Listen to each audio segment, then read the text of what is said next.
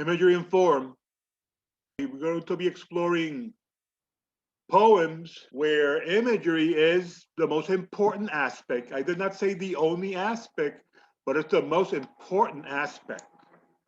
Later on, we're going to take a group of poems where we're going to be exploring the aspect of figure of speech.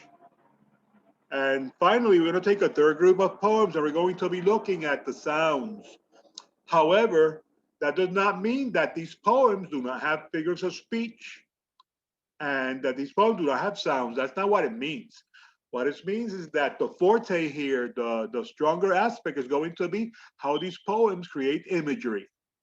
And remember that imagery is anything that has to do with any type of appeal to the senses, whether it's tactile, gustatory, olfactory, visual, or auditory, right? When we talk about imagery, I want to remind you that an image is a word or a phrase that appeals to any of the senses.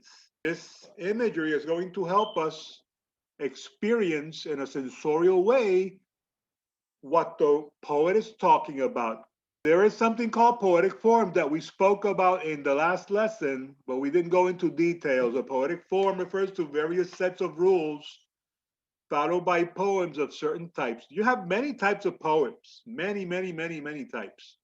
The rules that describe such aspects as the rhythm or meter of the poem, the rhyme scheme, or the use of alliteration have to do with the poetic form. In this unit, we'll be discussing such concepts. So for example, does anybody know what's the most famous poetic form in Puerto Rico? La décima. Why? How many lines do you have in a décima? 10. 10. So you see how such aspects create a poetic form. In Puerto Rico, La Décima, there's a poem with 10 lines per stanza, is the preferred mode of poem.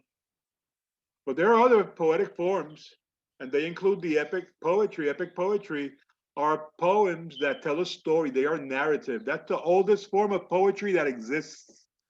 And you're going to be reading an epic poem at the end of this semester, okay? Called the Odyssey. The sonnet is another form, and sonnets have a certain amount of lines. Haiku is something we're going to be working with very soon. It's a Japanese type of poetry, and it's very different. You know that Japan is a very strange place for us Westerners. You're going to see how strange haiku is. And not only that, you're going to compose your own haikus also. The quinquain is another poetic form with 5 lines. The ode is any type of poem that expresses admiration or celebrates someone. You had the decima, which I already described, the elegy, and the elegy is usually like funeral. And we have the ballad, which is another popular form, and ballads usually are used to express love. They talk about love. So those are just some poetic forms. When you read a poem, to determine where one thought begins and ends in a poem, you need to look at the use of punctuation, line breaks, which is the end of the line, and spacing. The poem that we're going to be reading today to look at imagery and form are going to be Starfish, Injust, Country Scene, The Car, Daily, and A Blessing. So let us begin with the first one. Let's begin with Starfish. The person that had Starfish is going to read it now. Please read it. I think it was Coral. Okay. Starfish. They were lovely in the quartz and jasper sand, as if they had created terrariums with their bodies on purpose, adding sprigs of seaweed, seashells, white feathers, eel bones, miniature mussels of fish jaw, hundreds, no thousands of baby stars. We touched them, surprised to find them soft, pliant, almost living in their attitudes. We would dry them, arrange them, form seascapes, geodesics. We gathered what we could in the approaching darkness.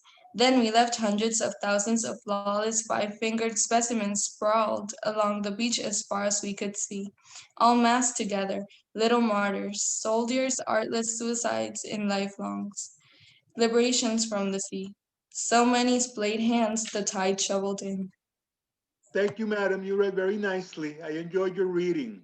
This poem is by Lorna de Cervantes.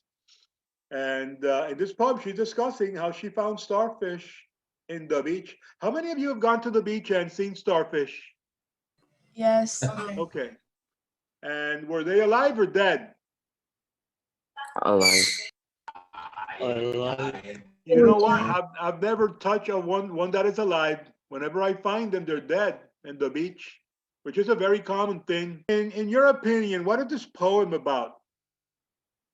I don't know you, but to me, it seems like it's about the life cycle, about the cycle of life and death.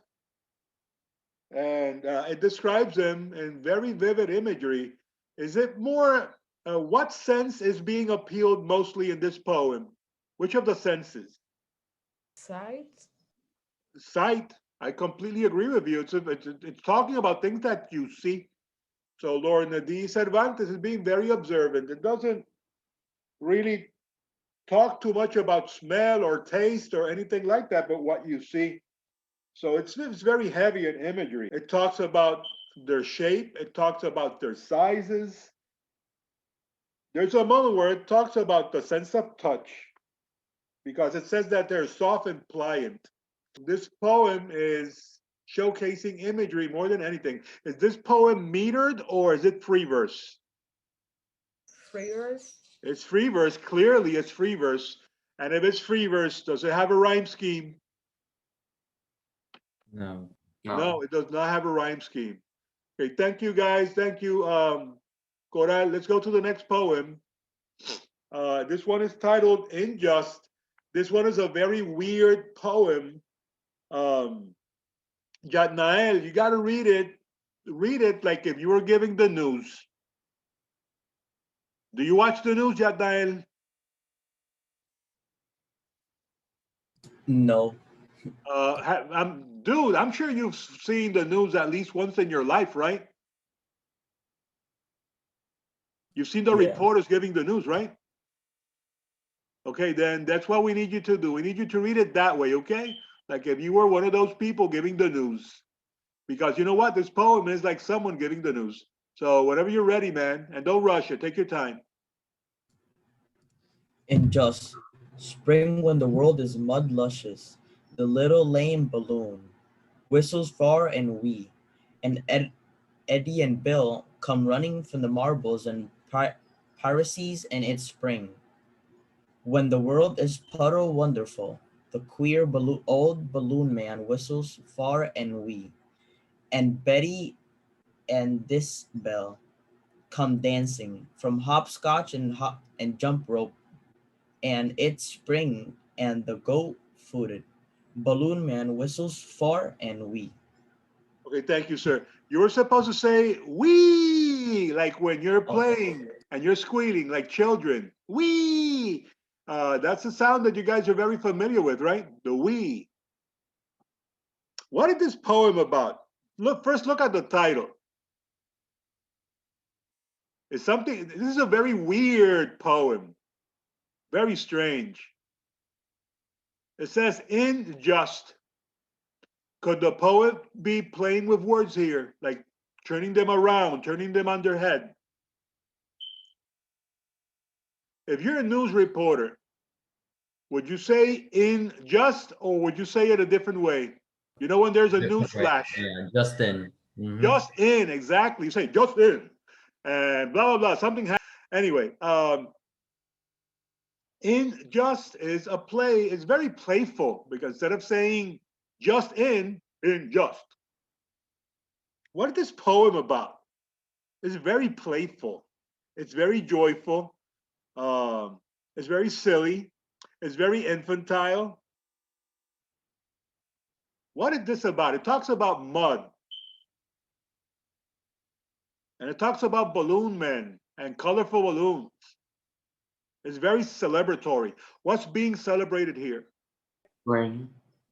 Spring, the arrival of spring. That's why there's mud. I mean, you're probably thinking, well, there's mud in Puerto Rico all the time. But you know that during winter, what falls during winter? If you live in the States, for Snow. example, snow. And what happens when that snow melts? It turns into water. And it makes everything what? Muddy. Muddy. Muddy. Okay, and it talks about a lame balloon man. And lame would mean that he has a disability, right? That's what the word usually means. That's a disability. Maybe he cannot walk well. And then it tells us why. It tells us that he's queer. And what queer means here is the old meaning of the word, like it's weird, strange. And this balloon man is whistling, and it talks about him being goat-footed. What does that mean? If you're goat-footed, what are you? Are you even human? So what are you?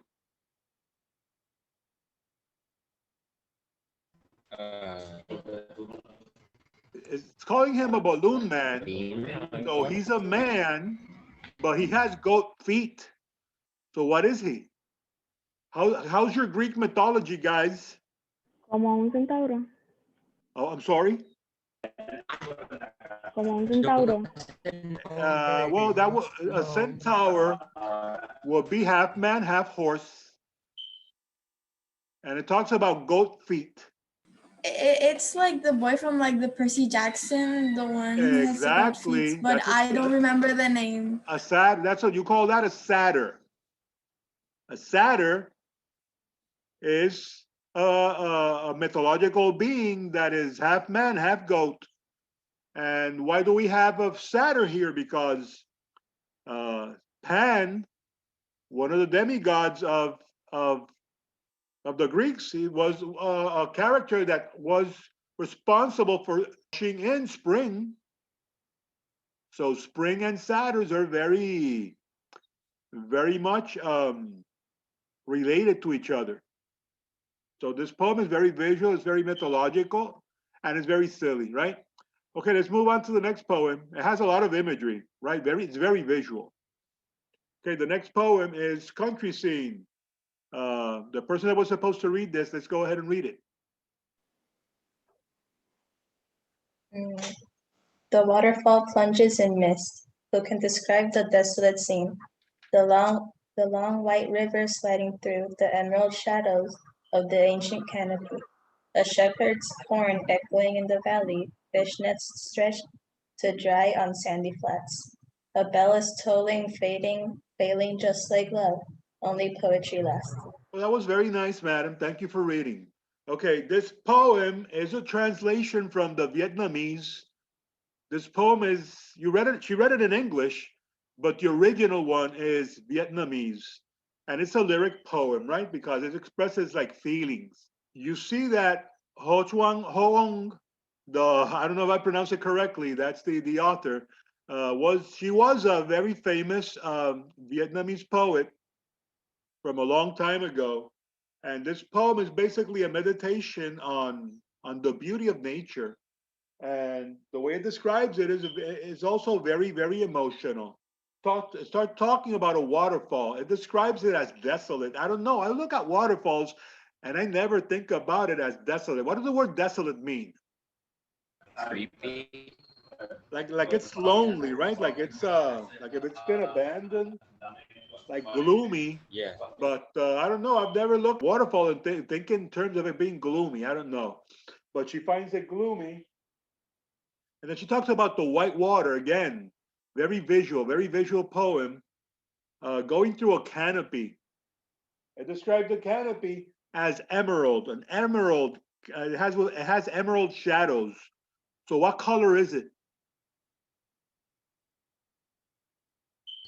Green. It's green, right? Because emeralds are green. So we have this green shadows from the canopy. What's a canopy, by the way? The top of the tree with the leaves. Oh, a canopy will be any roof. A canopy is a roof.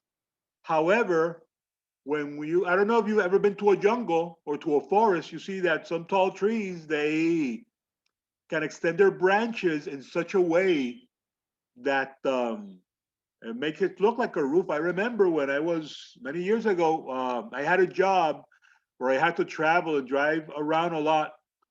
And I would have to go to places sometimes that I didn't want to go. I remember that one of the places that I usually had to go, and I hated going there, was Maricao. Does anybody have family here in Maricao?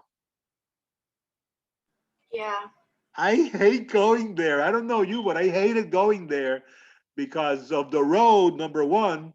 And it doesn't matter how sunny the day was, the branches of the trees are so thick that it was always dark. So I haven't been to Maricao in a long time. The only times I went to Maricao was because I had to. But I remember that thick canopy. It would be noon, the middle of the day, sunny day, and it was always dark. In addition to this, she mentions sounds from a horn. So we have auditory image there. And she talks about a bell. Again, we have auditory sounds, a bell that is whose sound is fading. Usually, when do they ring bells, guys? When are bells rung? As far as I'm concerned, in two types of situations, when something very sad happens or when something very happy happens. You know, when they ring bells, have you ever been to a wedding where they rang the bells? Because Sí. weddings are what? Sad or happy? Happy. But they're supposed to be happy events, right? Unless it's a shotgun wedding. That's not a happy type of wedding. But weddings are happy affairs. They didn't ring any bells in my wedding, but I know when you see a wedding of royalty, of princesses and queens and things like, they ring bells. When else do they ring bells?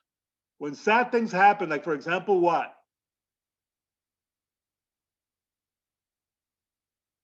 Someone's death. Was the death of someone important. They ring bells in a funeral procession. They're ringing bells here, and I don't know, they're happy bells or they're not happy. What do you think? That these bells are happy or not? Not. Probably because of the gloomy way that she describes Sad. yeah, probably because of the gloomy way she described the fall waterfall at the beginning. Probably sad. Let's move on to the next poem. The next poem is The Car. Uh, the person that is in charge of reading it, read it. The car with the cracked windshield, the car that threw a rod, the car without brakes, the car with the faulty U-joint, the car with the hole in its radiator, the car I picked peaches for, the car with the cracked block, the car with no reverse gear, the car I traded for a bicycle, the car with steering problems, the car with the generator trouble, the car with no back seats, the car with the torn front seat, the car that burned oil, the car with rotten hoses, the car that left the restaurant without paying, the car with bald tires, the car with no heater or defroster, the car with its front out alignment, the car that the child threw up in, the car I threw up in, the car with the broken water pump, the car whose timing gear was shot, the car with the blown head gasket,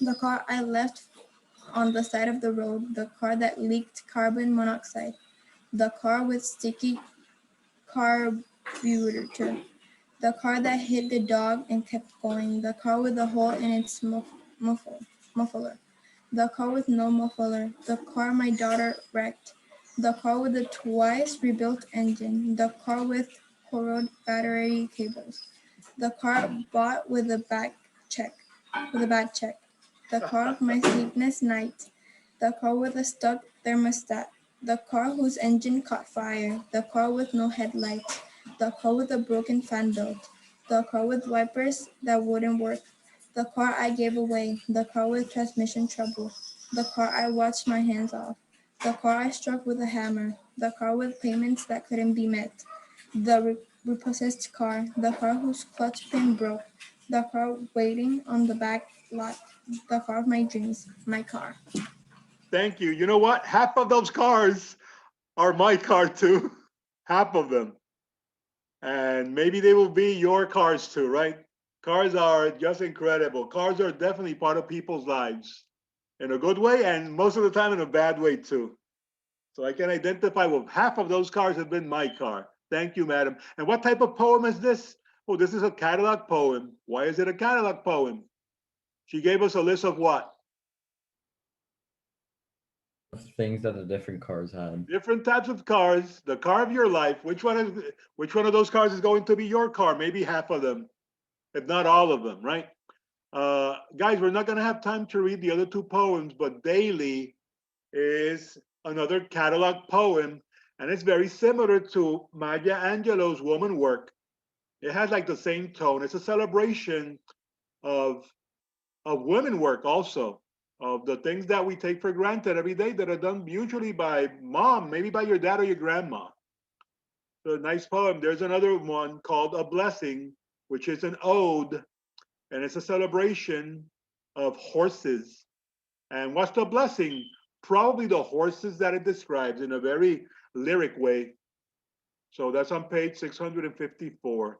So the assessment for this work is going to be the wrap-up activity on page 657. It needs to be done completely. There's not half of it, okay? You're going to choose only one of the choices activities to do. You're not going to do all three of them. So the choices activities are inside the wrap-up section on that page. Any question, guys?